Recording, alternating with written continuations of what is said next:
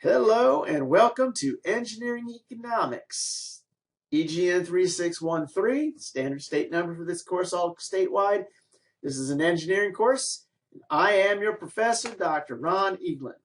So, how to get in touch with me? Well, I'm on the ATC campus and back where all the faculty offices are. I'm in office number Q. Phone is 4176, but you're probably going to much more reliably reach me via email or through the discussion boards that you've got in the class. Of course, has a textbook that you may or, it's not required. Everything that you need, I will cover. However, if you want to have a text or you're actually planning on taking the FE, this is a good text that will help you out with the course. But you've also got, a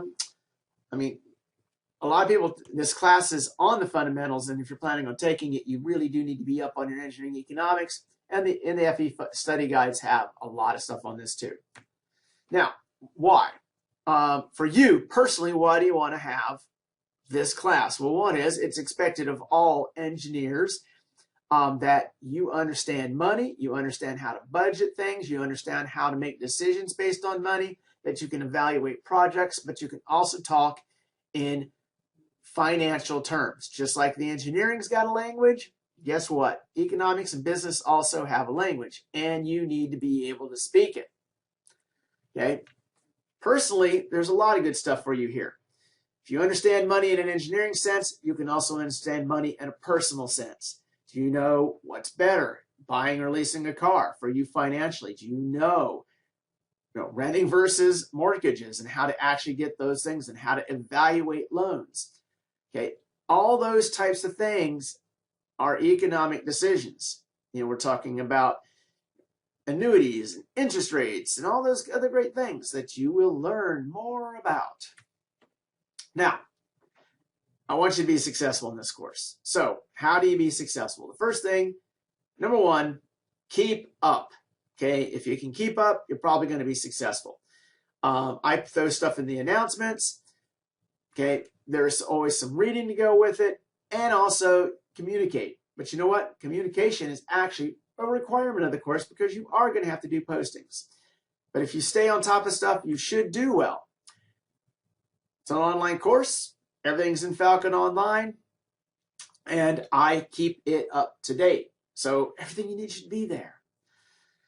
So look for the course materials, the lectures. Now the lectures will be a combination of lectures that are produced by the previous person to teach the course. I re-record a lot of those because I like the materials I want to have there. And you got discussions. Now, for right now, if you're watching this, it's probably the first week of class. You need to get in there and get the syllabus quiz done. Okay, that's how I do attendance verification for this class. Not the first assignment because the first assignment isn't due for a while.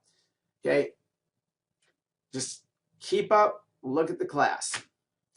Participation. You will be required to participate. And what I mean by participate is actually participate. You will be posting at least once or actually pretty much twice weekly. You've got to get a post up to this discussion boards. It is part of your grade. Okay, you need to get it done. Communication. I'm easy to reach. Email, discussion boards, Teams, write me good emails. Okay, write me a decent email. I need to know who you are. I need to know what class you're in. I get a lot of get emails. I'm having problems with assignment 5. I don't know who you and your email address is Skydude or something like that. Hey, I don't know who you are. I don't know what class you're in. Get used to writing professional emails, stating who you are, addressing me directly, telling me what you've done, telling me what class you're in, okay, and getting as much information into that email as possible. I write good emails, and actually, that's a huge chunk of being successful altogether is being able to just write decent correspondence. Submissions, okay. Many of my classes that I teach, I'm pretty liberal about the submissions, especially like if you've taken programming for engineers and you're working towards the problems, which are hard. I teach that class. I give you a lot of liberty on getting stuff done because it's hard. This class, you shouldn't have to have extra time to do it. Get it done in time. That's part of the business world. And another thing, show your work. I mean, really. Okay, I know the answer. You writing it down on a piece of paper and sending it to me doesn't tell me that you know what you're doing. And it also doesn't tell me the answer because, again, I know the answer. Got a couple of exams as you go through. Okay, right there. Each exam will have 50 questions, true, false, multiple choice. Okay, can't get much. I mean, there it is. All right. If you got any questions about the grading and the grading policy, well, it's on the syllabus, and the syllabus is on the syllabus quiz. Take a look. I'm not going to say anything about this video because I'd like to reuse it from semester to semester, and I might change the grading. Okay. My goal, you should understand at least the basics of economics. You should be able to do a cost-benefit analysis. You should be able to compare two projects on the basis of the economics of the projects itself. The class meets a specific number of course objectives, okay, the types of problems that you're going to be able to do. The bottom line is you need to be able to make good economic decisions, and you need to understand the impact of those economic decisions. You know, that's what it boils down to. As far as the topics, there they are, list of topics. You're going to read through that and you're going to go, well, I don't get what these are specifically. I don't know what present worth analysis is. I don't know what annual equivalence is. That's true because we cover it in the class. By the time you're done, you should understand all of these. Okay. Excel. You're going to use Excel. You're going to take screenshots of Excel. If you want to sit there and work everything out on a calculator, you're going to kill yourself.